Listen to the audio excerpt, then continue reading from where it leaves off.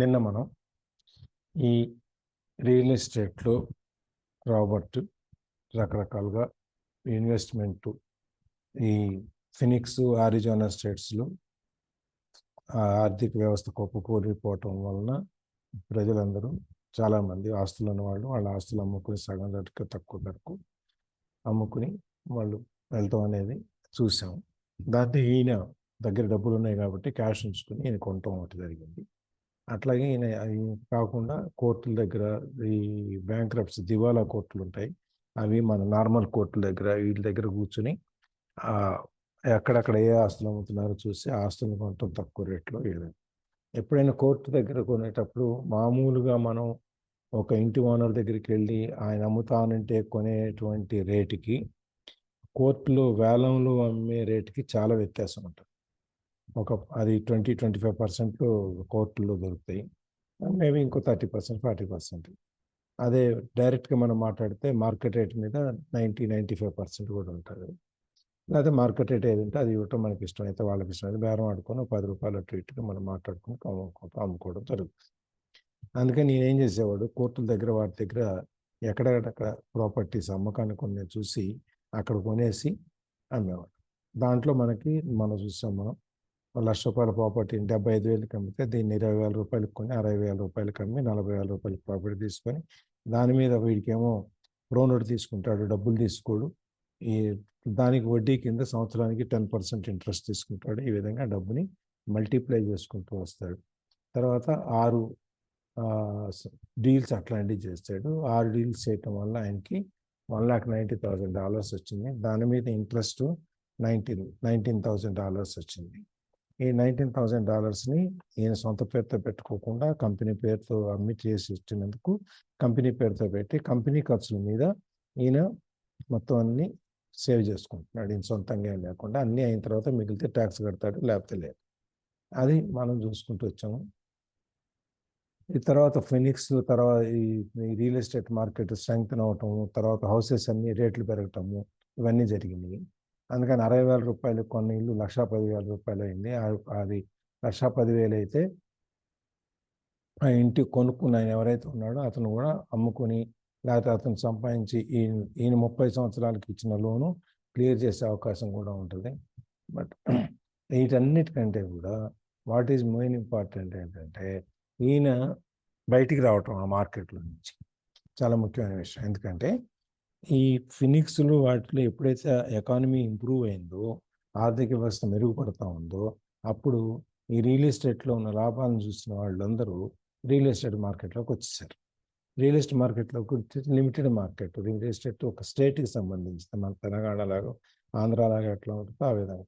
కాబట్టి ఆ మార్కెట్ ఒక ప్లేస్ అంటే ఇప్పుడు అమరావతిలోనో లేకపోతే ఒంగోలు దగ్గర లేకపోతే తిరుపతి దగ్గర, ఈ విధంగా వైజాగ్ దగ్గర, శ్రీకాకుళం, ఈ మధ్య కొన్ని ఏరియాస్ ఇది కాన్సన్ట్రేట్ అయి ఉంటుంది.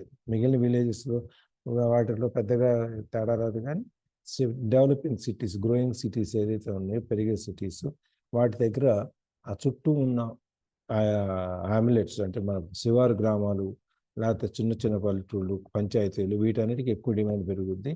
ఎందుకంటే సిటీ ఎక్స్పాండ్ అవుతుంది కాబట్టి ఫోకస్ ఉంది.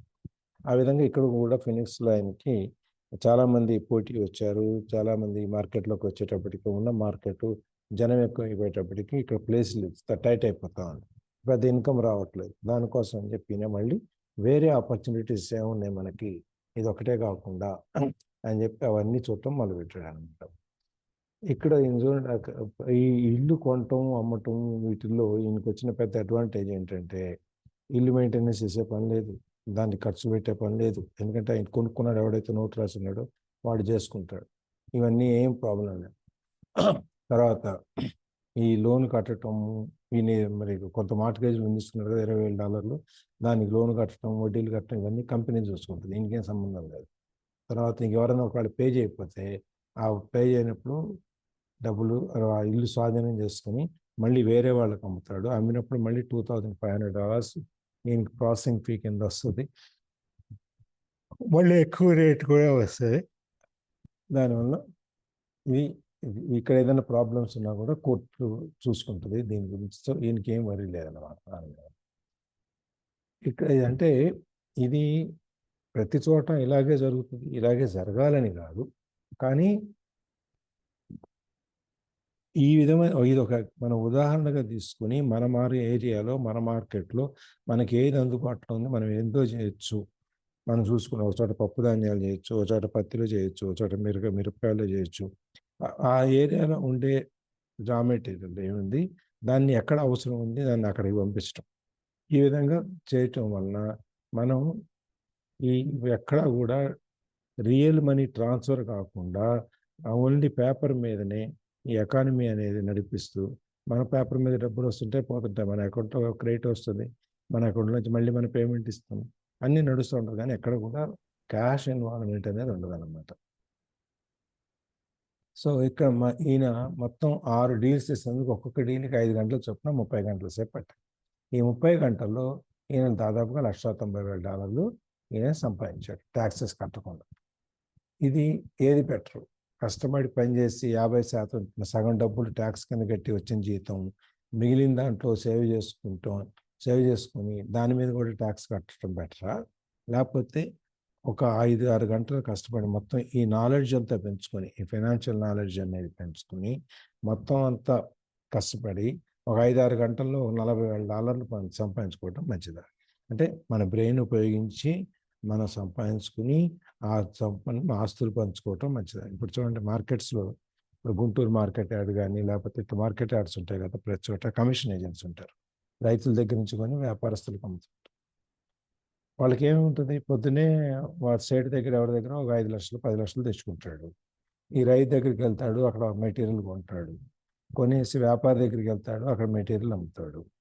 ఈ అమ్మి కొనినందుకు ఇక్కడేమో రైతు దగ్గర కొన్నందుకు 2% కమిషన్ తీసుకుంటాడు, ఈ వ్యాపారస్తుల దగ్గర అమ్మినందుకు 2% కమిషన్ తీసుకుంటాడు, 4% వస్తుంది. 10 లక్షల రూపాయల మీద ఒక రోజుకు ఒకసారి కనుక ఈ డబ్బును తిప్పితే 40,000 వచ్చింది. రోజుకి 40,000 సంపాదన. 25 రోజులు మార్కెట్లో సెలవు 25 రోజులు తీసుకుంటే 25 × 40 10 లక్షలు. ఈ విధంగా అనమాట. మనం ఎక్కడ సొంత డబ్బు ఉపయోగించలేదు. క్యాష్ తీసుకొచ్చాడు, ఎవరి దగ్గర కొన్నాడు, మళ్ళీ అమ్మేశాడు, రూపాయో పావలో ఎంత వస్తే అంత తీసుకున్నాడు, మళ్ళీ క్యాష్ ఎవరి దగ్గర తెచ్చాడో ఆయనకి 10 లక్షలకు కాను ఆయనకు 1% 2% ఆయనకి ఇచ్చేస్తే కూడా ఇంకా 20,000 మిగిలితే మొత్తం నెల అయ్యేటప్పటికి ఎంత చూడండి, 5 లక్షలు. ఇట్లా మనం ఏ విధమైన మన బ్రెయిన్ను ఉపయోగించడం అన్నమాట. బ్రెయిన్ను ఉపయోగించి మనం ఎక్కడ ఏదో బాగుంది మార్కెట్ దాన్ని చేసుకుంటూ అది పెంచుకుంటూ వెళ్ళాలి. అది ఈజీగా అది బెటరా ఇది బెటర్ అనేది వాళ్ళు డిసైడ్ చేసుకోవాలి. మన స్కూల్లో బాగా చదువుతున్నారు మా పిల్లలు ఇవన్నీ చెప్పుకుంటుంటారు, కానీ ఈయన పెద్దగా దాని మీద ఇంట్రెస్ట్ ఉంటుంది. ఎందుకంటే అక్కడ చెప్పే పాఠాలు, అక్కడ చెప్పే జ్ఞానం ఏదైతే ఉందో అది జీవనానికి బతుకు తెరువుని పెంచుకోవడానికి, మెరుగుపరచుకోవడానికి పెద్దగా ఉపయోగపడుతుంది అన్నమాట.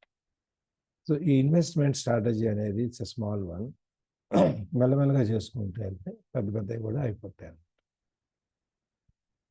మనకున్న ఆర్థిక ఫైనాన్షియల్ ఎడ్యుకేషన్, ఈ ఆర్థికమైనటువంటి ఈ ఎడ్యుకేషనే మన ఫైనాన్షియల్ ఇంటెలిజెన్స్ ఫౌండేషన్, పెద్ద స్ట్రాంగ్ ఫౌండేషన్. మనం ఎంత ఫైనాన్స్ గురించి తెలుసుకుంటామో అది మనకి డబ్బుల్ని సంపాదించుకోవటానికి, క్షేమంగా సెక్యూరిటీగా భద్రతగా సంపాదించుకొని పెరగటానికి ఇది గొప్ప పునాదిలాగా ఉపయోగపడుతుంది. ఇక్కడ చెప్తూ మనం ఇంతకుముందు ఈ టెక్నికల్ ఫైనాన్షియల్ ఇంటెలిజెన్స్కి 4 మూల స్తంభాల గురించి చెప్పాడు. ఆ 4 మూల స్తంభాల గురించి మళ్ళీ ఒకసారి చెప్తున్నారు. 4 మూల స్తంభాల గురించి నేను కూడా మనం ఎక్స్ప్లెయిన్ చేసుకున్నాం. Accounting, investing, understanding the market and law. ఈ 4 గురించి పూర్తిగా అంటే కనీసం బేసిక్ నాలెడ్జ్ అన్నా కనుక మనం సంపాదించుకుంటే మనం ఈ ఫైనాన్షియల్ ఇంటెలిజెన్స్తో మనం ముందుకి డబ్బుల్ని ఇన్వెస్ట్ చేసి ముందుకెళ్ళే అవకాశం బాగా ఉంటుంది అన్నమాట. ఇది బేసిక్ ఫౌండేషన్. తర్వాత మెల్లగా ఏమైంది, ఈయనకి ఈ ఇల్లు కొనేటప్పుడు, వాకిలు కొనేటప్పుడు, ఆస్తులు కొనేటప్పుడు, ఏదైనా కొనేటప్పుడు ఇవన్నీ ఈ 4 కండిషన్స్ అకౌంటింగ్, ఇన్వెస్ట్మెంట్, మార్కెట్స్, లా గురించి అర్థం చేసుకుంటే కనుక మనం దాంట్లో ఉన్న లోటుపాట్లను కానీ లేకపోతే దాంట్లో ఉన్న సదుపాయాలను కానీ ఉపయోగించుకొని మనం తక్కువ ట్యాక్స్ కట్టుకుని ఎక్కువ డబ్బులు మిగుల్చుకునే అవకాశం ఉంటుంది. తర్వాత కొన్నాళ్ళకి మొత్తం మీద ఎట్లయితే అమెరికన్ మార్కెట్ అంత బ్రహ్మాండంగా స్ట్రాంగ్ అయిపోయింది, రియల్ ఎస్టేట్ మార్కెట్ బాగా ఎక్కువైపోయింది. సో ఇక్కడ ఇక అమ్మటానికి కొనటానికి పెద్దగా మార్గం ఏం లేదు. అందుకని నేనేం చేశాడు, మిగిలిన దేశాలు ఇంకా ఇతర దేశాలు చిన్న చిన్న దేశాలు పెరు, నార్వే, మలేషియా, ఫిలిప్పైన్స్ ఇట్లాంటి దేశాల మీదకి వెళ్ళి అక్కడ కొనటం మొదలెట్టాడు. అక్కడ కొని అక్కడ అమ్మటం మొదలెట్టాడు అనమాట. సో ఈ విధంగా ఆయన యొక్క అసెట్స్ ఇన్సైడ్ కాలం అంతా పెంచుకుంటూ వచ్చాడు. మెల్లగా ఈ హౌసింగ్ డీల్స్ ఇవన్నీ కూడా అయిపోయినాయి. వీళ్ళ ఇవన్నీ అకౌంటెంట్స్ చూసుకుంటారు, ఏమి వస్తున్నాయి క్యాష్, ఏమి వెళ్తున్నాయి ఏంటి. ఒకవేళ ఏదైనా ఒక అమౌంట్ కనుక మన లోన్ ఇచ్చింది డబ్బులు ముందు తిరిగి వస్తాయని ఎందుకంటే ఎకానమీ పెరిగింది కాబట్టి లోన్ కట్టడం ఎందుకు, మనం ఈ డబ్బుల్ని పెట్టుకోవచ్చు కదా అని చెప్పు.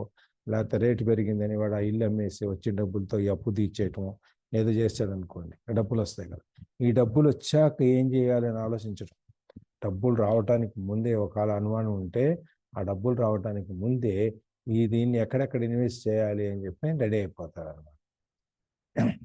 ఇక్కడ నేను చెప్పేది ఏంటంటే మొత్తం మీద ఇన్వెస్ట్మెంట్స్ పెట్టుబడులు వస్తాయి పోతాయి, మార్కెట్ పెరుగుతుంది తగ్గుతుంటుంది, ఎకానమీ ఆర్థిక వ్యవస్థ పెరుగుతుంటుంది క్రాష్ అయిపో కూలిపోతుంటుంది. కానీ ఈ ప్రపంచం మనకి చాలా అవకాశాలని మనకు అందిస్తుంది. ఎన్ని సందర్భాల్లో అయినా, ప్రతి సందర్భంలో మార్కెట్ ఆర్థిక వ్యవస్థ పడిపోయినా మన రేట్లు తగ్గుతాయి, కొనుక్కుంటాం, అక్కడ అవకాశాలు ఉన్నాయి. పెరిగింది, కొనుక్కున్న వాటిని తిరిగి అమ్మేస్తాం, అక్కడ అవకాశాలు ఉన్నాయి.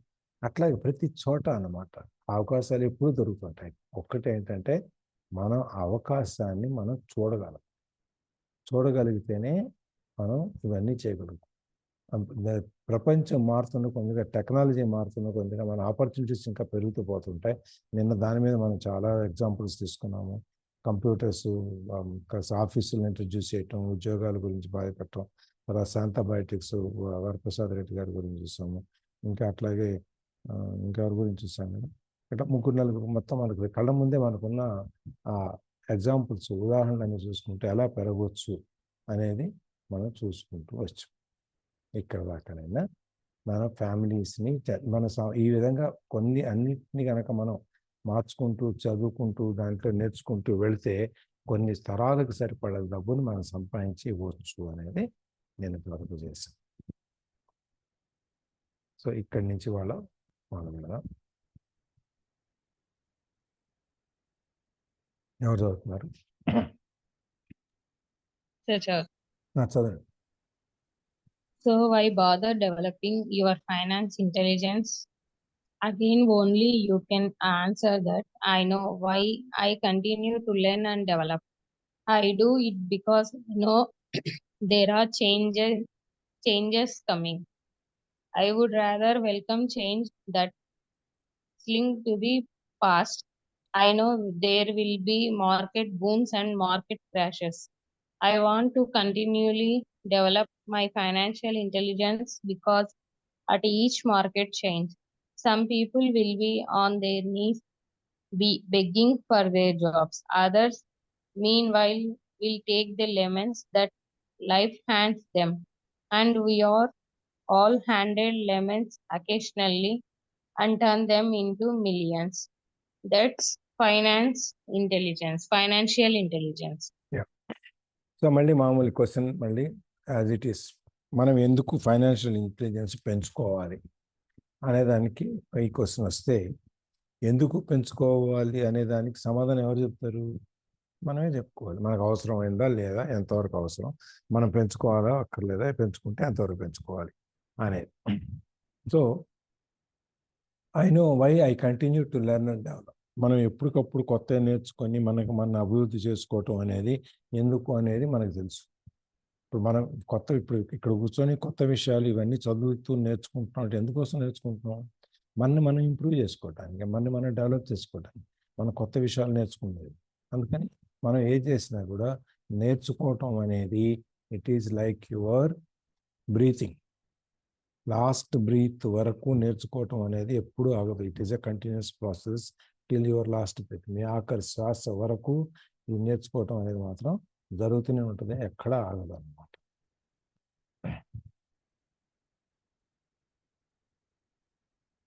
ఎక్కడా ఆగదు అన్నమాట.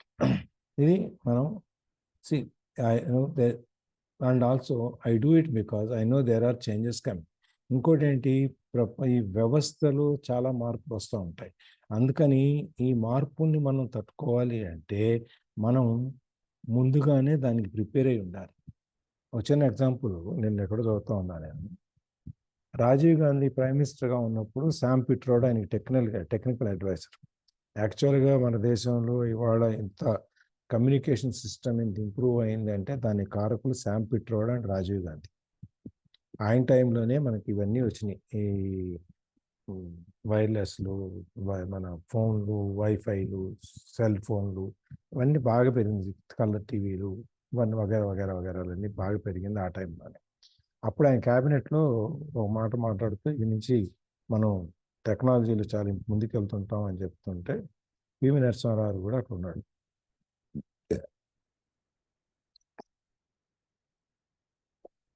ఇవన్నీ మనకు కొత్తగా వస్తున్నాయని చెప్పి మనం నేర్చుకోవాలని చెప్పి పివి నరసింహారావు గారు ఆ వయసులో ఈ టెక్నాలజీ గురించి రాసుకుంటూ ఆయన సాఫ్ట్వేర్ ప్రోగ్రామింగ్ కూడా రాసే స్టేజ్కి నేర్చుకున్నాడు ఆయన నరసింహారావు. ప్రోగ్రామింగ్ రాసే స్టేజ్ ఆ వయసులో, ఇలా సాఫ్ట్వేర్ గురించి కంప్యూటర్స్ నేర్చుకోవడమే కాకుండా, లాంగ్వేజెస్ నేర్చుకోవడమే కాకుండా ప్రోగ్రామింగ్ రాసే స్టేజ్కి బహుశా is the only prime minister who know software programming and development. మనకున్న ప్రధానమంత్రుల్లో అంత సాఫ్ట్వేర్ గురించి, కంప్యూటర్స్ గురించి నాలెడ్జ్ పెంచుకున్న ఆయన ఒకడే. అంటే నేర్చుకోవటం అనేది ఆ స్టేజ్లో కూడా, ప్రైమ్ మినిస్టర్ అయ్యేటువంటి స్టేజ్లో కూడా ఈ నేర్చుకోవటం అనేది ఎక్కడ ఆగలేదు. ఇప్పుడు మనకి చీఫ్ మినిస్టర్లు అయినా, ప్రైమ్ మినిస్టర్ అయినా వాళ్ళు నేర్చుకోవటం అంటే ఏంటి, పుస్తకాలు కూర్చొని నేర్చుకోరు. పెద్ద పెద్ద వాళ్ళని పిలుస్తారు, మీటింగ్ పెట్టుకుంటారు, ఆ మీటింగ్లో మాట్లాడతారు, వాళ్ళ ద్వారా కొత్త విషయాలు నేర్చుకుంటారు.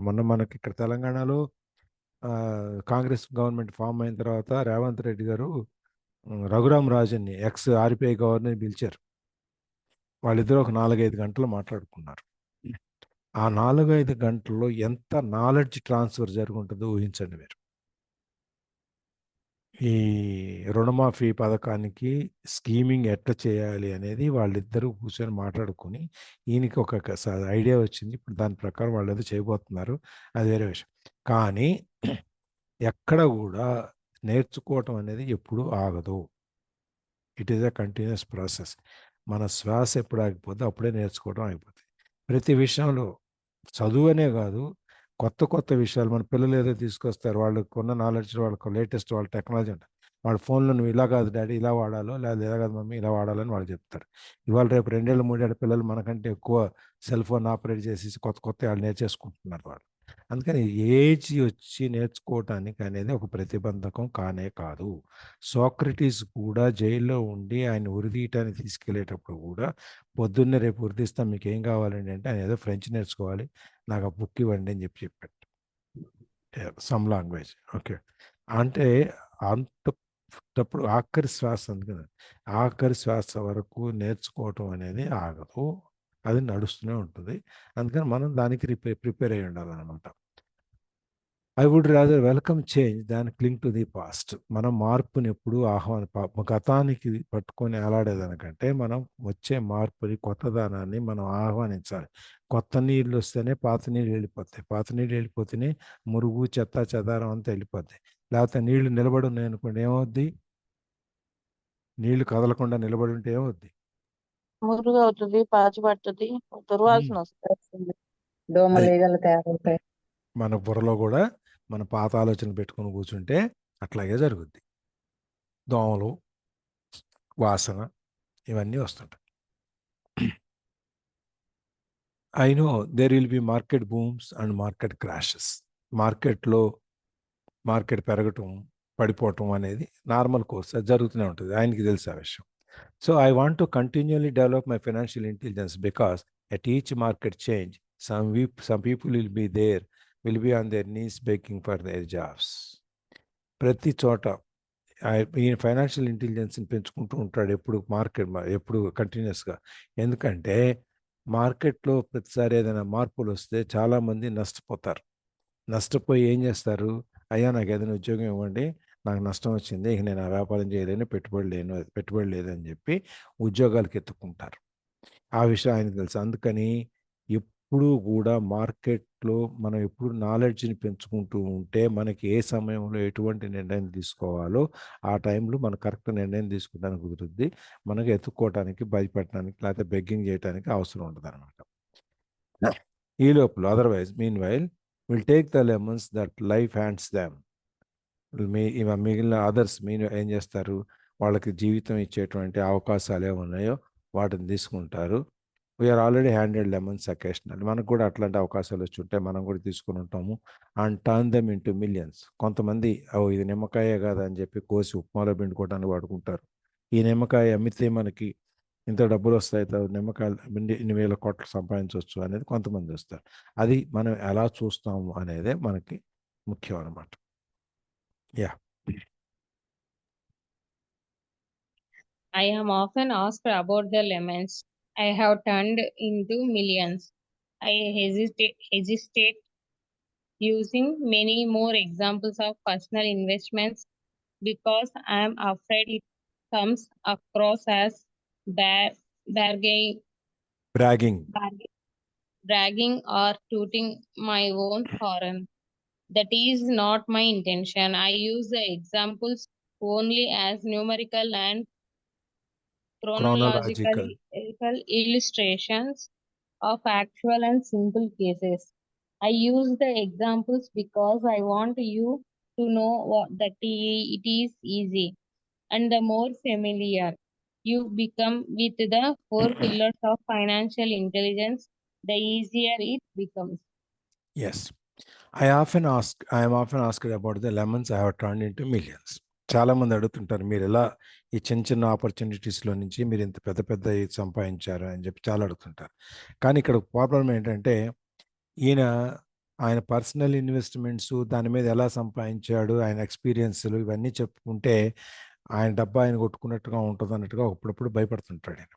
ఎందుకంటే మరి ఆయన ఎగ్జాంపుల్స్ కదా చెప్పుకుంటాను, నేను ఇలా చేస్తాను, నేను అలా చేస్తాను, నేను చెప్పినట్టు నేను హౌసింగ్ బోర్డులో ఉన్నప్పుడు, లేకపోతే నేను పూనాలో ఉన్నప్పుడు, నేను సేలంలో ఉన్నప్పుడు అని చెప్పుకుంటూ ఉంటాను కదా, అట్లా ఆయన కూడా అనమాట. కానీ ఆయన డబ్బా కొట్టుకున్నట్టుగా ఫీల్ అవుతుంటాడు, నేనే ఫీల్ అవ్వట్లేదు, అట్లా నేను చెప్పుకుంటాను ఆయన. ఓకే.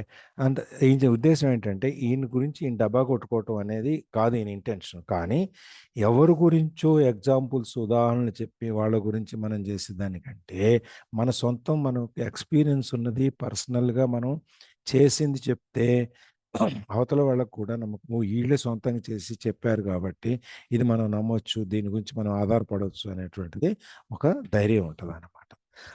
అందుకని ఈయన సొంత ఎగ్జాంపుల్సే చెప్తాడు. ఎవరి గురించి చెప్పుకుంటే ఈయన సొంతంగా చేసేది గురించి చెప్పుకుంటూ వస్తాడు.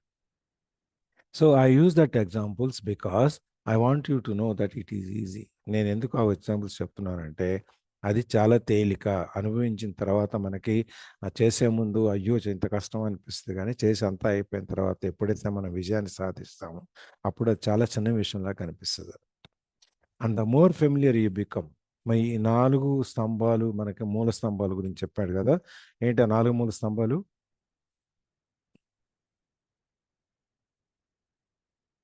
Hello. Accounting, investments, understanding the market and loss.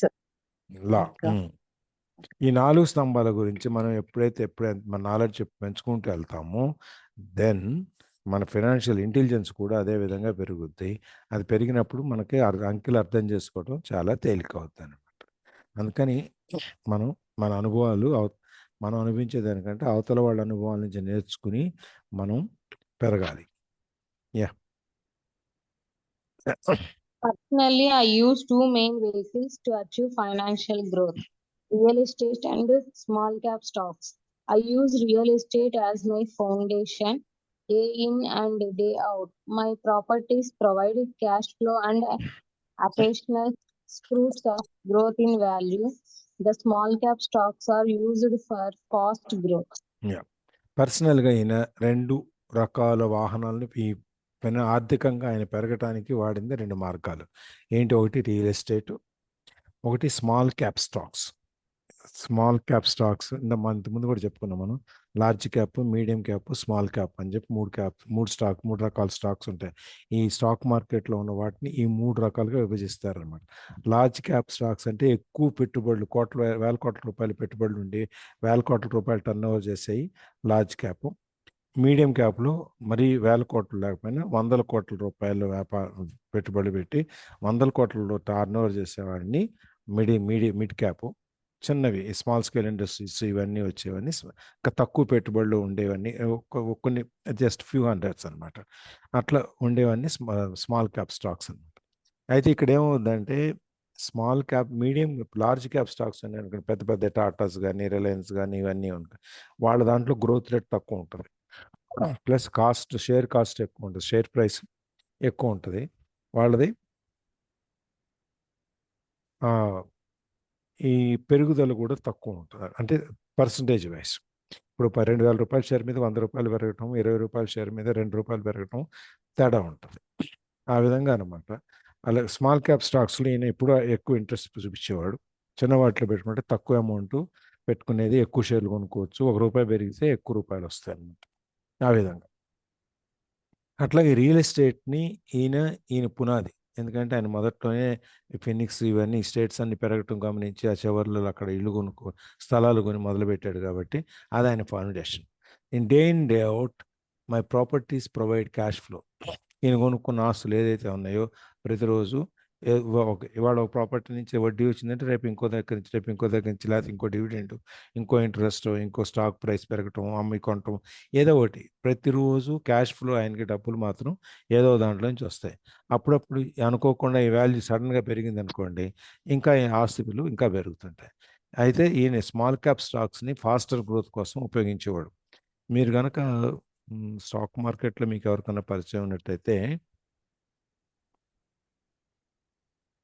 ఒక 4 రోజుల కింద ఈ SEBI chief, securities and exchange board of India, వాళ్ళు మొత్తం ఈ షేర్ మార్కెట్స్ కావాల్సిన రూల్స్ రెగ్యులేషన్స్ అన్నీ వాళ్ళు తయారు చేస్తారు, సెబీ అంటారు దాన్ని.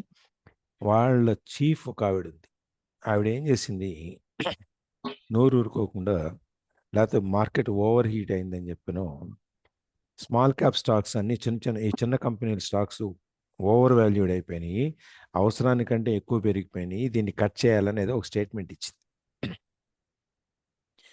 మరుసటి రోజు స్మాల్ క్యాప్ స్టాక్స్ అన్నీ కుప్పకూలిపోయినాయి.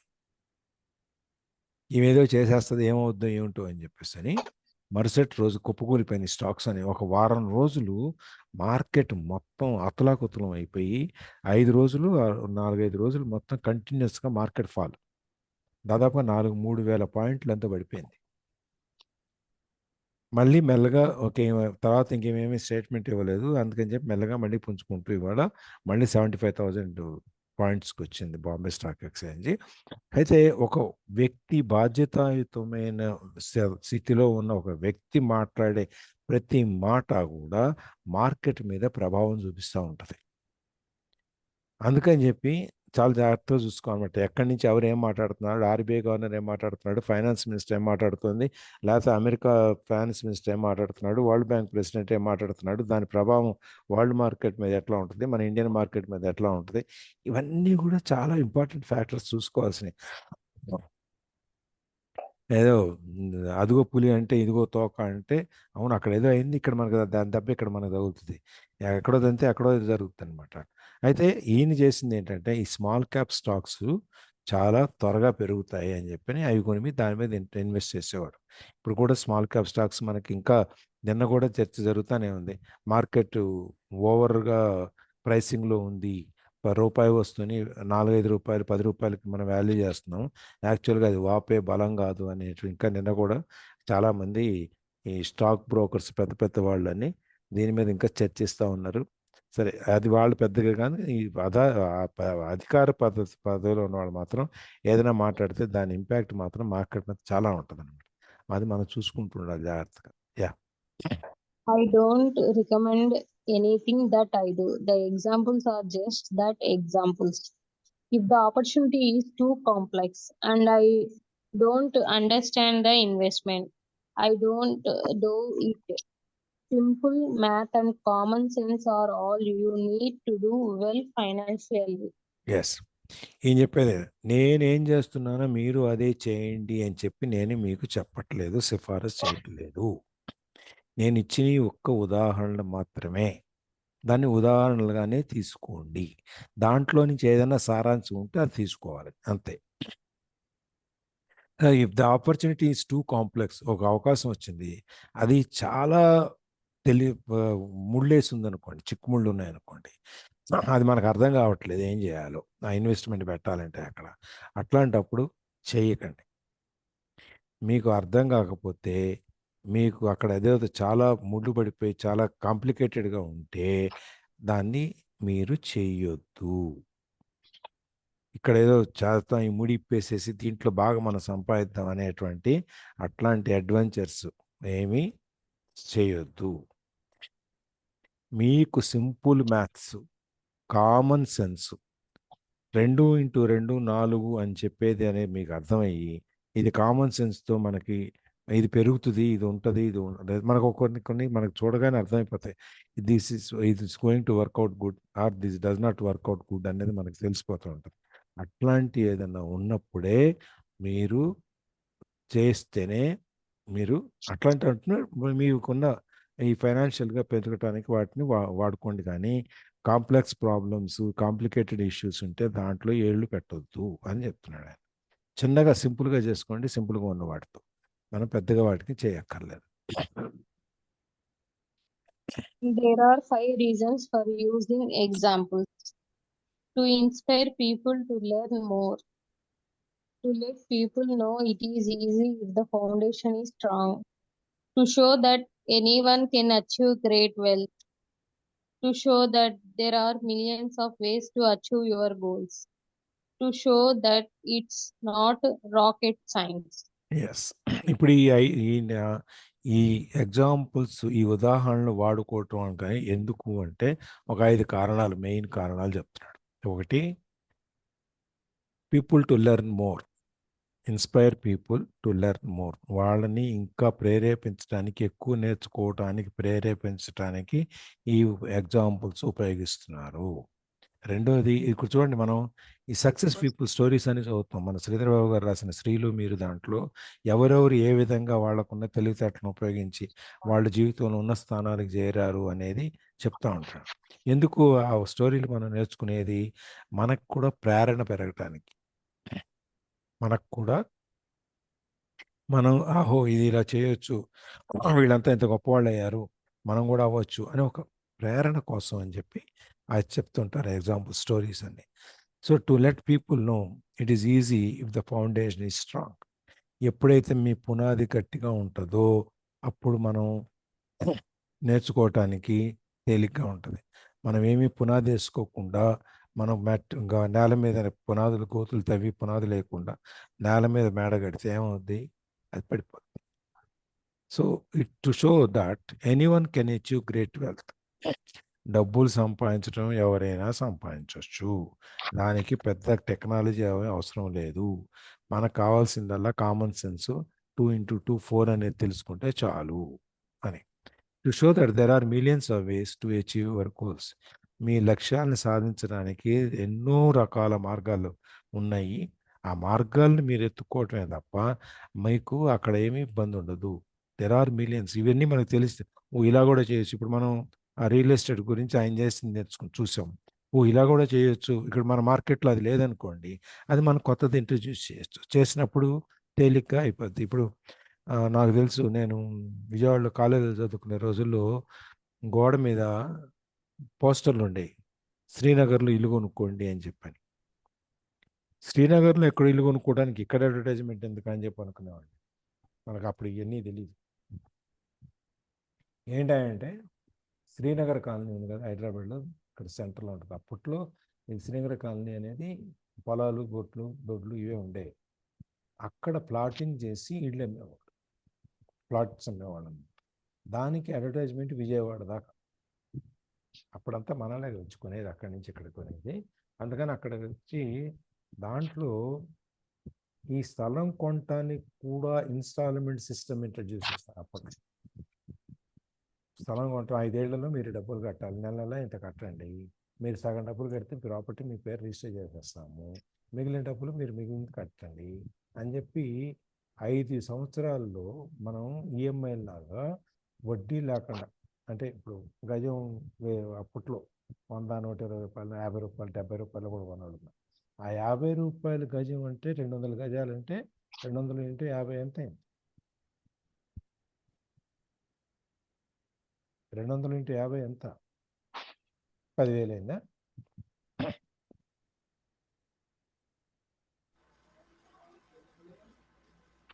₹1,00,000 అంతే సార్.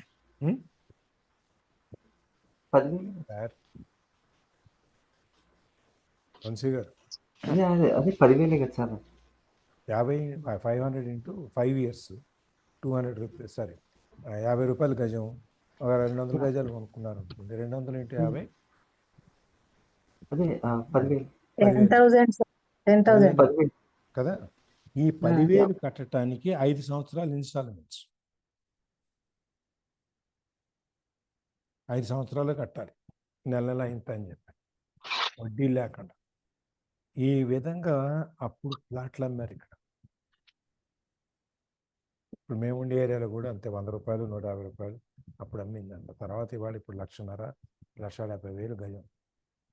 అని ఆ విధంగా కొత్త కొత్త మార్గాలు మనకేమున్నాయి సంపాదించడానికి, మన లక్ష్యాలు సాధించడానికి.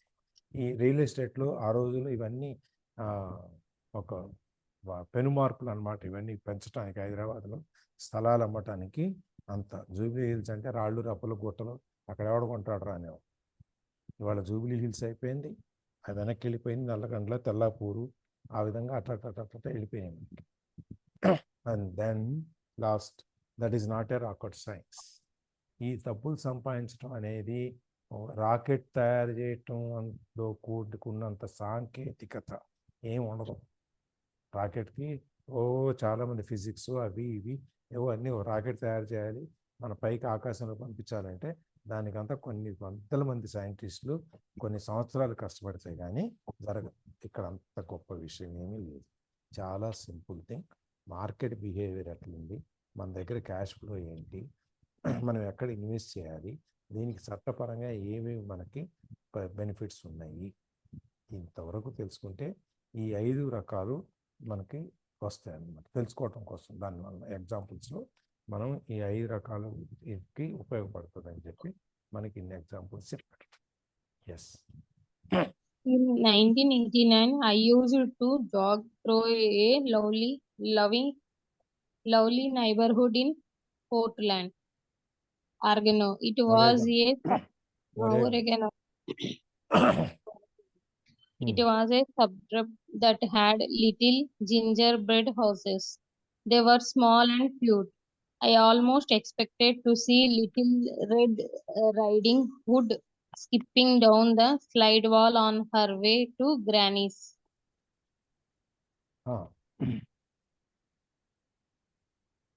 There were per se.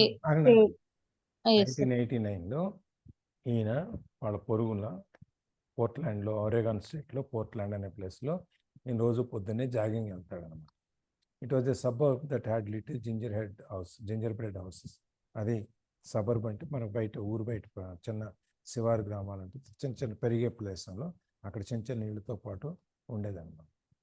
ఆ ఇళ్ళు కూడా చాలా చిన్నగా క్యూట్గా ఉండేవి పాత రోజుల్లో కాబట్టి. And I almost expected to see little red riding hood. I think it's some kind of animal, I think. Okay. మా వంశీ గారు మీరు అని చెప్తారా దాని గురించి?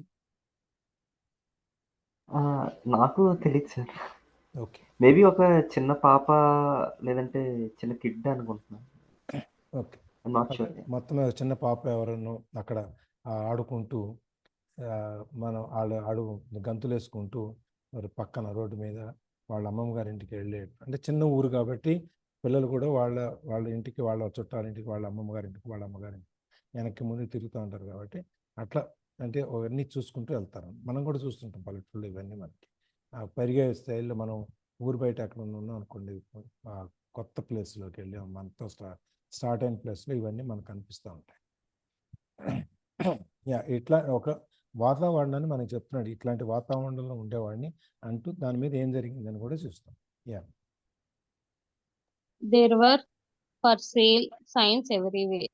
Signs everywhere. The timber market was terrible. The stock market had just crashed, and the economy was depressed. On one street, I noticed a for sale sign that was up longer than most. It looked old. Jogging past is one day. I ran into the owner, who looked troubled.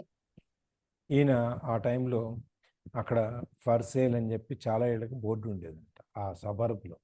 ఎందుకంటే timber market కూడా చాలా వాళ్ళకి అక్కడ I think వరేగాంలో వీళ్ళకి తుఫాన్లు అన్నీ ఎక్కువ అండి.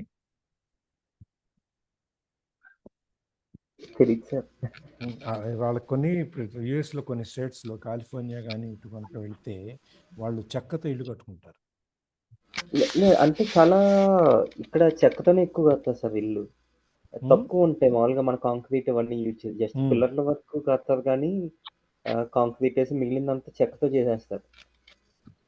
అది కాంక్రీట్ తక్కువ ఉంటుంది, వుడ్ హౌసెస్ ఎక్కువ వాళ్ళకి. ఎందుకంటే నాకు తెలిసి నేను విన్నది ఏంటంటే వీళ్ళకి సైక్లోన్స్ అవన్నీ ఎక్కువ ఉంటాయి, దెబ్బతినకుండా మళ్ళీ ఈజీగా కట్టుకోవడానికి వీలుగా ఉండదు అనేదో వాళ్ళకి కొన్ని ఏరియాస్ ఎక్కువ ఈ చెక్కతోనే ఇల్లు కడతారు.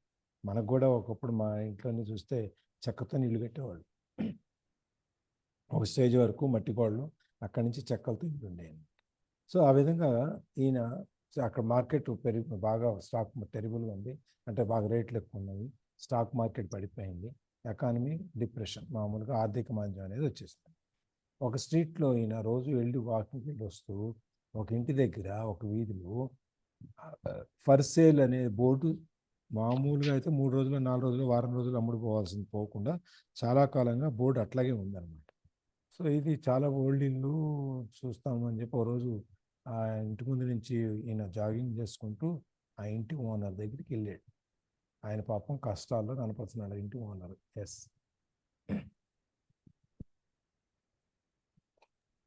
What are you asking for your house? I asked. The owner turned and smiled weakly. Make me an offer, he said. It is been for sale for over a year. Nobody even comes by anymore to look at it. It will look, I said, and I bought I the will house. look. I will look, I said, and I bought the house a half hour later for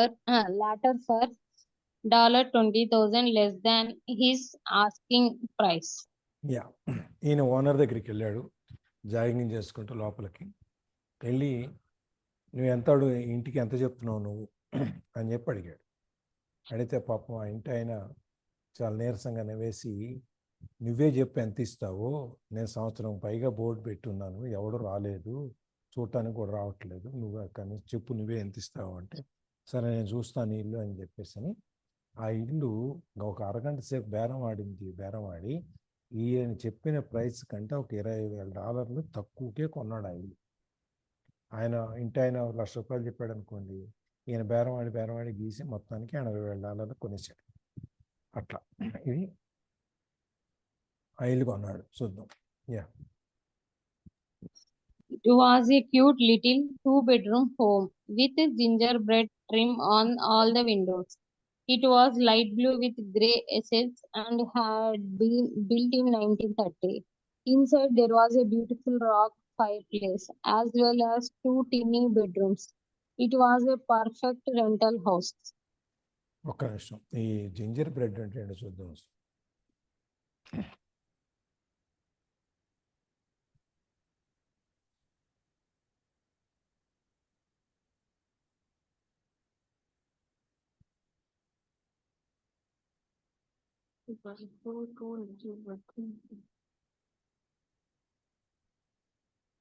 వీళ్ళు Christmas ఆ టైంలో like ఒక చిన్న game లా ఉంటుంది sir.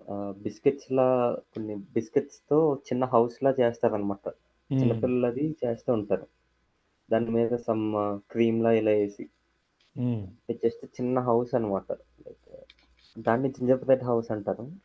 చిన్న activity లా అనమాట. అంటే ఇక్కడ elaborate or ornate decoration especially on the eaves or porch of a building, a high gabled gingerbread house. Cake అనేది ఒకటి కాకుండా ఈ ముందు ఇంటి ముందు పోర్చ్ ఉంటాయి కదా, మనం వరండా కాకుండా పైన బయట ఇది వేస్తాం కదా, ఆ విధంగా ఎలాబరేట్ కొంచెం పెద్దదిగా కొంచెం ఆర్నేట్ డెకరేషన్ దాంట్లో చుట్టూ మనకి చెక్కలకి ఏదో చెక్కలకి చుట్టూ డిజైన్లు ఉండేవి చాలా. ఆ విధంగా చేసే వాటిని జింజర్ బ్రెడ్ హౌస్ అంటారు. అంటే ముందు వైపు కొంచెం ఆర్చ్ లాగా ఉండి ఆ ఆర్చ్ని దాంతో కొంచెం డెకరేట్ చేసి వచ్చేయి అనమాట. అట్లాంటి ఇళ్ళని జింజర్ బ్రెడ్ హౌసెస్ అంటారు.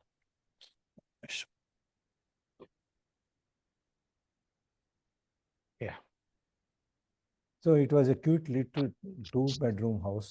అది చిన్న ఇల్లు, 2 bedrooms. తర్వాత ముందు పోర్చ్ అంతా ఉంది, పోర్టుకు అంతా ఉంది, బ్రహ్మాండంగా వుడెన్ పోర్టుకు అంతా, అన్ని విండోస్ చుట్టూ కూడా మనకి చెక్క ఫ్రేమ్ ఉంటుంది కదా అది. And it was light blue with grey accents, కొంచెం లైట్ బ్లూ కలర్లో గ్రే కలర్ మ్యాచింగ్తో ఉంటుంది అనమాట. And had been built in 1930s, 1930లో కట్టినది. ఈ 44లో ఇప్పుడు కొంటున్నాడు. 84 89 89లో 50 ఏళ్ళు అయిపోయింది కొన్నాడు. Inside there was a beautiful rock fire place as well as 2 tiny bedrooms. It was a perfect rental house. లోపల రాక్ ఫైర్ ప్లేస్ అంటే మనం ఫైర్, వాళ్ళకి అక్కడ చలి ఎక్కువగా ఉంటుంది, అందుకని చెప్పి ఏం చేస్తారంటే ప్రతి చోట గోడకి ఒక చిన్న గది లాంటి చిన్న ఆర్చ్ లాంటివి కడతారు. అందులో ఏంటంటే ఈ పైకి చిమ్నీ ఉంటుంది, దాంట్లో వీళ్ళు కట్టెలన్నీ వేసి మంట పెట్టుకొని మన భోగి మంటలాగా వేడి పుట్టడం కోసం, వేడి కోసం అని చెప్పి ఆ ఫైర్ ప్లేస్ ఉంటుంది అనుకుంటా. ఐ థింక్ అండ్ 2 చిన్న బెడ్రూమ్స్, పర్ఫెక్ట్ రెంటల్ హౌస్, అద్దెకోవటానికి చాలా ప్రమాణంగా ఉంటుంది. సో ఈయన ఏం చేశారు, next. I gave the owner $5,000 down for a 45,000 house that was really worth $65,000, except that no one wanted to buy it. The owner moved out in a week, happy to be free, and my first tenant moved in a local college professor. After the mortgage, expenses, and management fees were paid, I put a little less than $40 in my pocket at the end of each month. Hardly exciting. ఈయన మొత్తానికి ఆ $5,000 ఈ $45,000 కొన్నాడు. ఆ ఇల్లు $65,000 worth అయినా కూడా బేరం ఆడాడు కదా, బేరం ఆడి 20,000 తగ్గించాడు కదా. సో 20,000 తగ్గితే 45,000 అయింది. దానికి 5,000 అడ్వాన్స్ ఇచ్చేసాడు. ఇచ్చేసి తర్వాత ఇంటి ఆయన హ్యాపీగా బయటకు వెళ్ళిపోయాడు అమ్మాయి అనుకుని. ఈయన లోకల్ కాలేజీ ప్రొఫెసర్కి వరకు ఆ ఇల్లు అద్దెకిచ్చాడు. ఈ మార్ట్గేజీ ఎక్స్పెన్సెస్, మేనేజ్మెంట్ ఫీజు అన్నీ కట్టేశాడు ఈయన. తర్వాత అన్నీ అయిన తర్వాత I put a little less than $40 in my pocket at the end of each month. నెల అయ్యేటప్పటికి ఆ ప్రొఫెసర్ దగ్గర నుంచి వచ్చే అద్దె ఎంత అవుతుందంటే, ఇవన్నీ పోయిన తర్వాత ఒక $40 మిగులుతాయి అన్నమాట. $40 అంటే పెద్ద లెక్కేం కాదు, నెలకి పెద్ద ఎక్సైటింగ్ కాదు, కానీ a house is a house.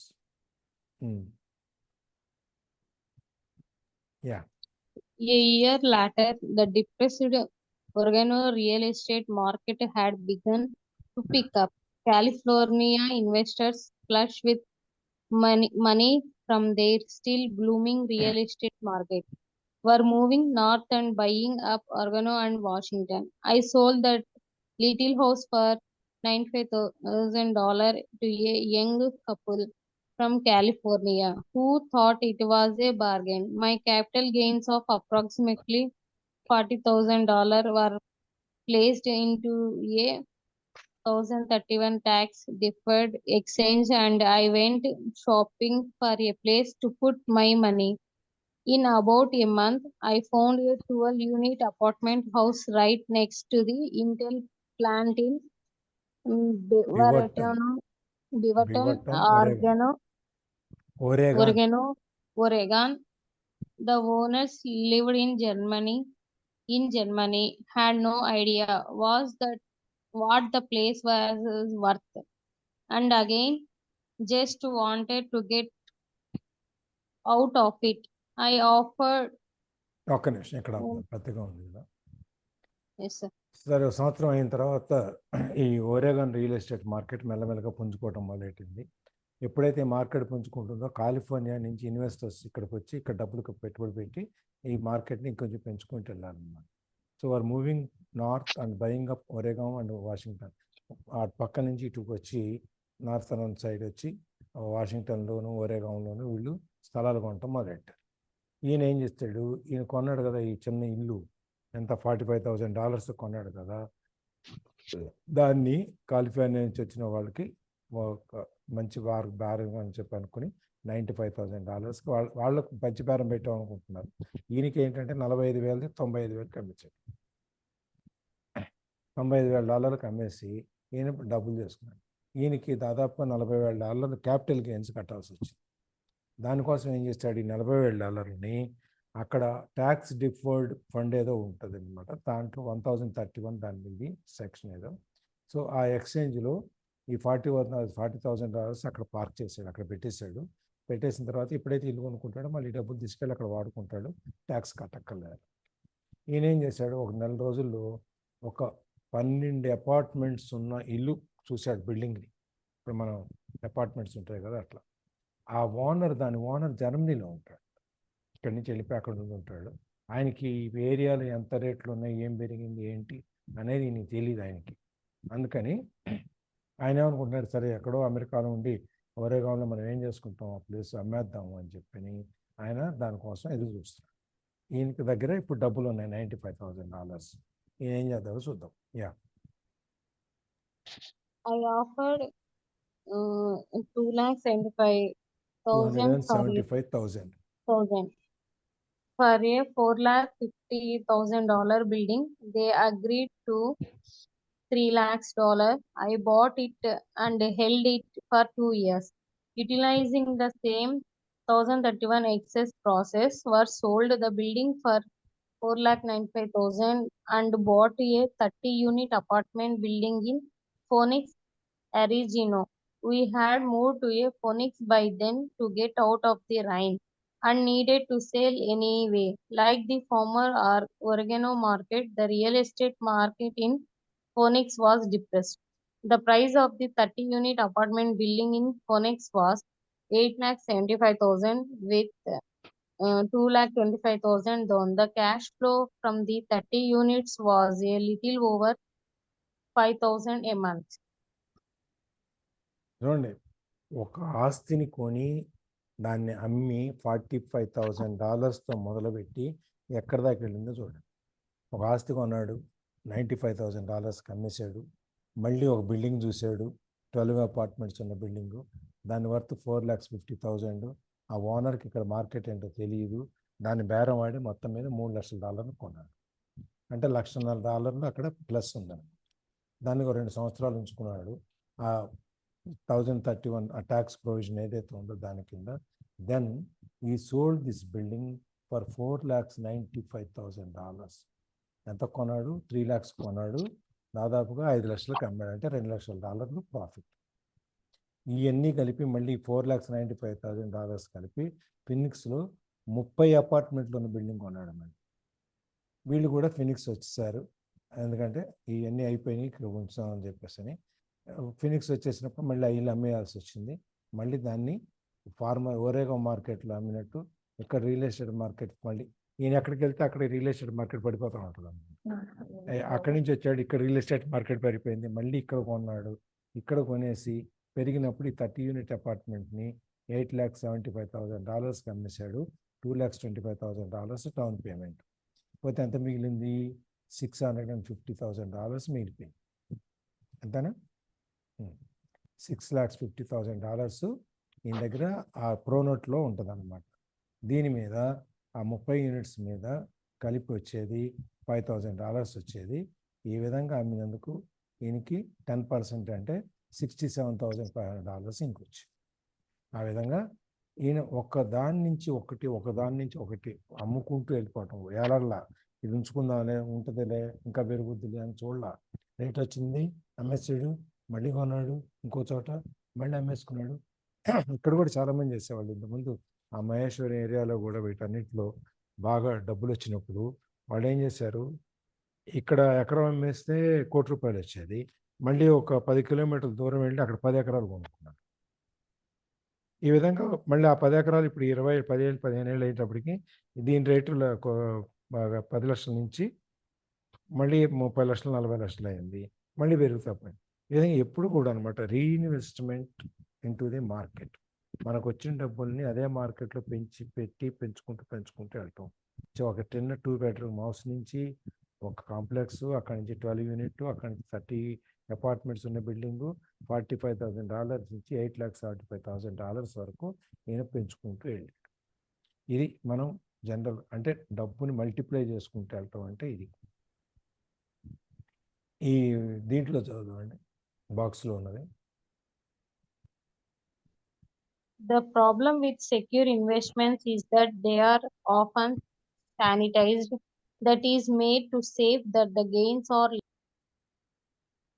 Less. ఈ సెక్యూర్ ఇన్వెస్ట్మెంట్ అంటే మనం జాగ్రత్తగా, మనకు భద్రతగా ఉండాలి అని చెప్పి మనం బ్యాంకులు వాటిలో దాచుకునే దాని మీద చాలా శుభ్రంగా ఉండొచ్చేమో, జాగ్రత్తగా ఉండొచ్చు, కానీ సేఫ్, కానీ ది గెయిన్, దాని మీద వచ్చే లాభం ఏదైతే ఉందో చాలా తక్కువ ఉంటుంది. The proverb is like this: the higher the risk, higher the profit. మనం ఎంత రిస్క్ ఎక్కువ ఉంటుందో అంత లాభం అది ఎక్కువ ఉంటుంది. నువ్వు రిస్క్ తీసుకోదలుచుకోలేదు, సేఫ్గా ఉండదలుచుకున్నావు, తక్కువ వచ్చినా పర్వాలేదు అంటే దట్ ఈస్ ఇది. ఇవాళ ఇక్కడ అడ్వాన్స్ టైం అవుతుంది 6:22.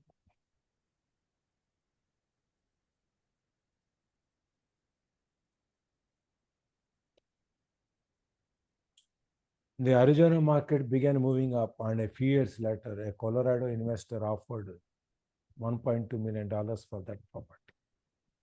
ఈ $8,75,000 మార్కెట్ పెరిగేటప్పటికి కొలరాడో నుంచి వచ్చిన ఇన్వెస్టరు 10 లక్షలు, మిలియన్ అంటే 10 లక్షలు, $10,20,000 అంటే ఎంత పెరిగింది, దాదాపుగా $2,00,000 ఎక్కువ ఇచ్చి మళ్ళీ కొనుక్కున్నాడు ఆయన.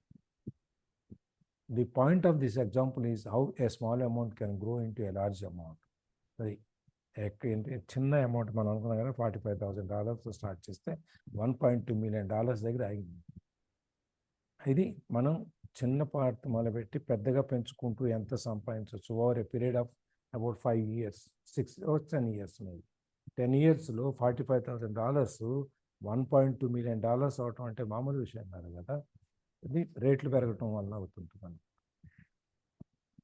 Again, it is a matter of understanding financial statements, investment strategies, and sense of market and loss. ఇవన్నీ మనం ఈ 4 పిల్లర్స్ గురించి తెలుసుకోవటం వలన ఈ చిన్న అమౌంట్ని దాన్ని అర్థం చేసుకొని మన ఫైనాన్షియల్ ఇంటెలిజెన్స్ని పెంచుకోవటం వలన వచ్చేటువంటి లాభం అన్నమాట.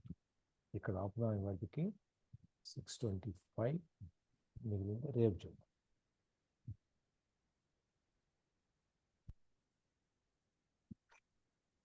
ఎస్, ఎవరన్నా షేరింగ్? వంశీ గారు, మీరు ఏమైనా ఆస్తులు కొంటున్నారు అక్కడ?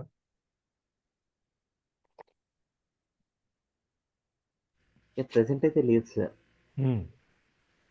అంత సేవింగ్స్ కూడా లేవు. మీకు ఎగ్జాంపుల్స్ ఏమైనా బాగా పనిచేస్తాయా? అంటే మేబీ మన మైండ్ సెట్ మార్చుకోవచ్చు కదా సార్. అంటే వచ్చిన డబ్బులు అలా ఈ లయబిలిటీస్ మీద ఖర్చు పెట్టకుండా కొంచెం సేవ్ చేసుకుని అసెట్స్ మీద పెట్టుకోవాలన్న అట్లీస్ట్ ఆ మైండ్ సెట్ చేంజ్ అవుద్ది కదా. ఇలా ఎలక్ట్రానిక్ గ్యాడ్జెట్స్ వీటి కాదు కార్లు అన్నట్టు. అట్లీస్ట్ సరే అంటే ఈ బుక్ ఇది చదువుతాం వల్ల తెలుస్తుంది సార్. అట్లీస్ట్ ఓకే, ఇలా ఈ డిఫరెంట్ వే ఉంది కదా, వేరేది ఏదో ఒకటి చూడొచ్చు అన్నది తెలుస్తుంది. మన ఇంకో విధంగా ఆలోచిస్తే ఎట్లా ఉంటుందనే చూడొచ్చు. అంటే మనం ఎంత దూరం వచ్చింది కూడా కొంచెం కొంచెం మేక్ తక్కువ మనీ. టైంలో కొంచెం డబ్బులు సేవ్ అది పెంచుకునే దానికే కదా. అంతే కదా. Yeah. ఇంతమందిని వదిలేసుకొని అక్కడ ఒక్కళ్ళుండి నానాక ఇబ్బందులు పడుతూ. మీరు మ్యారీడా? కాదు సార్, ఇంకా లేదు. సో ఒక్కళ్ళు మీరు షేరింగ్లో ఉంటారేమో. అవును సార్. మన గిన్నెలు మనం కడుక్కుని మనం వండుకుని తిని కష్టపడి ఇదంతా అక్కడికి వెళ్ళి ఏదో సంపాదించుకుందామనే కదా. అక్కడ Yeah. డాలర్ వస్తే ఇక్కడ 80 రూపాయలు అవుతుంది. సో ఇంటికి పంపిస్తే ఇంట్లో వీళ్ళు ఏదో చిన్న ఆస్తులు కొంటారు, దాని మీద ఏదో కొన్ని ప్లాన్లు ఉంటాయి మనకి. అంతే సార్. కాకపోతే ఇప్పుడు ఏంటంటే అదే మన బుక్ స్టార్టింగ్లో మనం రియల్ ఎస్టేట్లోనే అదొక్కటే ఉంది ఆప్షన్ అని అనుకుంటాం, కానీ లైక్ మనకు చాలా ఆప్షన్స్ ఉన్నాయి. దాంట్లో ది బెటర్ వన్ చూస్ చేసుకోవాలి అనేది చెప్తున్నారు ఇక్కడ. ఎస్. ఇప్పుడు మాకు తెలుసు అక్కడి నుంచి ఉండి మా కజిన్స్ చాలామంది ఇక్కడ స్టాక్ మార్కెట్స్లో ఇన్వెస్ట్ చేస్తారు. ఓకే. అంటే అంటే మేబీ స్టాక్ ఇండియాలో మార్కెట్స్ గ్రోత్ రేట్ ఎక్కువ ఉందేమో, అందుకని మేబీ చేస్తారన్నమాట సార్. పాసిబుల్. ఇప్పుడు మా కజిన్ ఉన్నారు, మా బ్రదర్లో ఉన్నారు, ఈజ్ ఇన్ మన న్యూ జెర్సీలో ఉంటారు. ఓకే. ఈ was investing heavily in stocks. Okay. అప్పుడు క్రాష్లో అప్పుడు బాగా పోయింది, మన మళ్ళీ మొదలుపెట్టారు. ఓకే. మార్కెట్స్ క్రాష్ అయినాయి కదా 10 ఏళ్ల కింద. అప్పుడు అవును sir. he had lost lot of money. Again he Okay. started and now he is making good money. అట్లాగే మన కాలిఫోర్నియా దగ్గర ఉంటారు, మా ఇంకో కజిన్స్ ఉంటారు, వాళ్ళు కూడా అంతే. ఆ కజిన్ అయితే యాక్చువల్గా ఏం చేసేవాడు అంటే సెంటు కొనేవాడు బల్క్లో. ఓకే. సెంటు మన పెర్ఫ్యూమ్స్ కదా, పెర్ఫ్యూమ్స్. అది కొని చిన్న బాటిల్స్లో చేసి చిన్న చిన్న షాపులకి ఇళ్ళకి అమ్మేవాడు. ఓకే. బ్యూటీ పార్లర్స్కి, యా. చిన్న చిన్న షాపులకి, చిన్న బాటిల్స్ కదా, అంత సో దట్ అది ప్రాఫిట్ మార్జిన్ కూడా ఎక్కువ ఉంటుంది కదా. ఎక్కువ ఉంటుంది.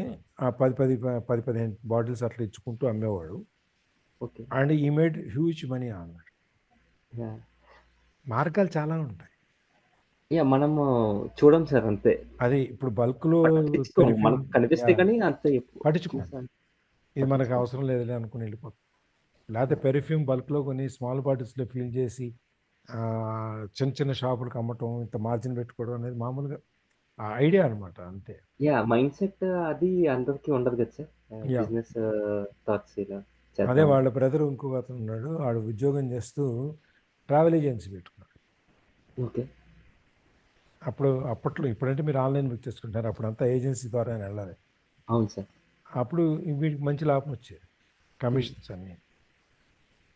ఈ ఇతిహాదు తర్వాత గల్ఫ్ ఎయిర్లైన్స్ ఉన్నాయి కదా, అవి ఎక్కువ టికెట్లు అమ్మేవాడు వాళ్ళకి. ఇండియన్ ఎయిర్లైన్స్, లుఫ్తాన్సా, అవన్నీ for him it is all reached airlines వాళ్ళకి. ఓకే. ఈ ఇతిహాదు ఇవన్నీ పెద్ద పెద్దవి వాళ్ళకి. దుబాయ్ ఎయిర్లైన్స్ వెళ్ళి చాలా రిచ్గా ఉంటాయంట ఇవన్నీ, అందుకని ఆ టికెట్లు ఎక్కువ కమిషన్ వచ్చేదంట. ఓకే. సో ఇక్కడి నుంచి తెలిసిన వాళ్ళని ఇక్కడికి తెలుగు వాళ్ళు ఎక్కువ మంది ఇండియన్స్ ఒక సర్కిల్ ఉంటుంది కాబట్టి లైక్ దాంట్లో ట్రావెల్ చేస్తూ ఉంటారు. సో అట్లా ఒక్కొక్కరికి ఒక్కొక్క మార్గం చేసుకుని వాళ్ళు ఆపర్చునిటీస్ ఏమున్నాయని వెతుక్కుని ఎలా యూటిలైజ్ చేసుకుంటున్నారు. Many of my cousins are in that. ఇంకొక ఆయన అయితే ఈ ఒక సాఫ్ట్వేర్ కంపెనీ పెట్టాడు, 5 years 10 years నడిపాడు, and it came to a good stage and he sold it for $300,000. Sir $3 million something. అదే 300 అంటే కొంచెం తక్కువే. $3 million అయి ఉంటుంది సార్. $3 million ఎంత అన్నాడు. వాట్ ఎవర్ ఇట్, మన ఇండియన్ కరెన్సీలో 300 కోట్లు, అది కాదు చెప్తాను. డాలర్స్ గురించి పక్కన పెట్టండి, మన ఇండియన్ కరెన్సీలో ఆయన అమ్మిన దాని వాల్యూ 300 కోట్లు. ఓకే. ఇప్పుడు ఆయన ఇల్లు 1 ఎకరంలో ఉంటుంది. ఏం చేస్తాడు డబ్బులు? అంతే కదా సార్, ఊరు బయట 1% పెట్టి కట్టుకోవచ్చు మంచిగా. సో అందుకని వాళ్ళ బ్రదరు వాళ్ళ కజిన్స్ వస్తే ఆయన టికెట్ కొని పంపిస్తుంటాడు వాళ్ళ ఫ్యామిలీ వాళ్ళకి. ఇక్కడ ఫ్యామిలీ మెంబర్స్. అట్లా మన మార్గం ఎత్తుక్కోవాలి, కానీ దేర్ ఆర్ మెనీ వేస్. మనకు తెలియాలి దాని గురించి, ఇందులో నుంచి డబ్బులు సంపాదించవచ్చు అనేది మనకు తెలియాలి. ఇక్కడ పెండవచ్చు మనం వాళ్ళని. అవును సార్. అది తెలియకపోతే ఎంత పెద్ద ఆవులు ఉన్నా, ఎంత పొదుగున్నా, ఎంత పాలిచ్చినా ఉపయోగం ఉంది.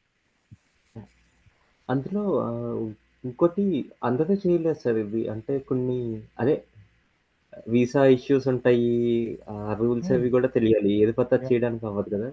బట్ దానికి ఎక్సెప్షన్స్ ఉంటాయి. అందుకే లా అనేది తెలియాలని, లా అనేది తెలియాలి, మార్కెట్ తెలియాలి, ఎక్కడ ఎంత పెట్టుబడి పెట్టాలని తెలియాలి. ఇవన్నీ పార్ట్ ఆఫ్ ఇట్. ఆయన అందుకే ఆ 4 పిల్లర్స్ ఇచ్చాడు. అవును సార్.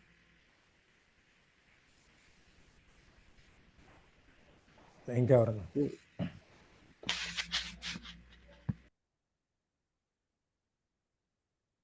కరణం గారు, లలిత, ప్రభావతి గారు, ప్రభావతి గారు, సుబ్బారెడ్డి గారు ఎక్కడ?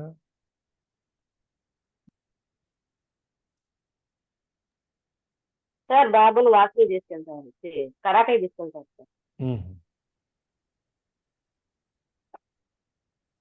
ఓకే, ఇంకెవరన్నా? ఇవన్నీ నాకు తెలిసినట్టు అని రావట్లేదేమో సార్. ఇవన్నీ నాకు తెలిసినవి అనుకోని రావట్లేదేమో సార్. ఎవరు మీ వారా? మా వారు సార్. Okay, good. లలిత చెప్పండి. Okay sir. ఇంకా స్ట్రాంగ్ అవడానికి అంతే. దేన్నైనా చాలా కొత్త కోణంలో ఆలోచించుకుని ఒక ప్లాన్డ్ గా వెళ్తే దేన్నైనా సక్సెస్ చేసుకోవచ్చు, డెవలప్ చేసుకోవచ్చు, ఇంప్రూవ్ చేసుకోవచ్చు అనేది మాత్రం అది డెత్ గా ఏ ఎగ్జాంపుల్స్ చెప్పినా అది మాత్రము రిజల్ట్ కింద కనిపించడానికి అన్నట్టు ప్రతి టాపిక్ లో కూడా వస్తుంది సార్. ఆ పాయింట్ కదా, బాగుంది అనిపిస్తుంది అనమాట. అంటే దేనైనా కాన్ఫిడెన్స్ గా కూడా వెళ్ళాలన్నట్టు. బాగుంది సార్ టాపిక్. నమ్మకం లేకపోతే ఏది సాధించలేదు. ఎస్ సార్, అది నిజంగా. అంటే మా అమ్మ వాళ్ళని ఇక్కడ అత్తయ్య గారిని చూసుకున్నా, అమ్మ వాళ్ళకి 4 acres ఉండయి. అదే 30 years బ్యాక్, మేము పుట్టక ముందు అన్నట్టు. కానీ దాన్ని వాళ్ళు ఇన్కమ్ వచ్చినా వడ్డీలకి అన్నట్టు చేయడమే, కానీ ఆ రోజులో తక్కువ ఉన్నా కానీ చక్కగా స్టాక్ అమౌంట్ పెట్టుకోవడమే, కానీ దాన్ని ఇన్వెస్ట్ చేయడం తెలియక అలాగే ఉంటారు అన్నట్టు. ఇంకా అది ఏదైతే మనకు స్థిరాస్తులు ఉంటాయో అవైతే శాశ్వతాలు, కానీ ఈ మనీ అనేది రొటేట్ అవుతుంది, కానీ దానికి మనం చెప్పలేం కదా సార్. అత్తయ్య వాళ్ళైతే ఇక్కడ దాన్ని ఇంప్లిమెంట్ చేసుకుంటూ వెళ్ళిపోయారు. స్థిరాస్తులు కింద చేయడం వల్ల వీళ్ళు చక్కగా డెవలప్ చేసుకోగలిగారు అంతాను. కానీ అదర్వైజ్ వాళ్ళు ఇంకా బ్యాలెన్స్డ్ గా మాకు 4 పిల్లలకి పెళ్ళిళ్ళు, పొరులు ఇవన్నీ ఖర్చులున్నా ఏమాత్రం బాకీ లేకుండా బ్యాలెన్స్డ్ గా వెళ్ళడానికి మాత్రం ఒక ప్లాన్డ్ గా మెయింటెనెన్స్ చేసుకోవడం వల్ల వెళ్ళారని మాత్రం చెప్పుకోవచ్చు. అలా సార్, అంటే ఇంప్లిమెంట్ చేసుకోవడమే, వెయిట్ చేస్తూ, ఆలోచన చేస్తూ, థింక్ చేస్తూ దాన్ని ఎలా డెవలప్ చేయాలనేది మాత్రం ఒక దృష్టిలో పెట్టుకుని మీరు అన్నట్టు నమ్మకంతో, విశ్వాసంతో వెళ్ళిపోతే మాత్రం సక్సెస్ అనేది చుట్టూ అన్ని కోణాల్లో బ్యాలెన్స్ చేసుకుంటూ కూడా వెళ్ళినప్పుడు సక్సెస్ కంపల్సరీ మనము సాధించవచ్చు అని మాత్రం తెలుస్తుంది సార్ ఈ సెషన్స్. సార్, థ్యాంక్ యూ అండి. Thank you. గాడ్స్ వెల్త్ ఎవరు చెప్తున్నారు? ఎవరైనా చెప్తారండి?